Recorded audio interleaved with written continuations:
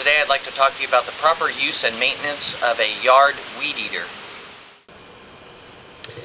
Okay, let's take a look at the choke now. On this particular model, the choke is located on the back of the carburetor on the side. Since the choke is part of the carburetor, you'll find it on most units close to the carburetor. But this particular one requires that we close the choke or put the choke into the on position by sliding the lever all the way up.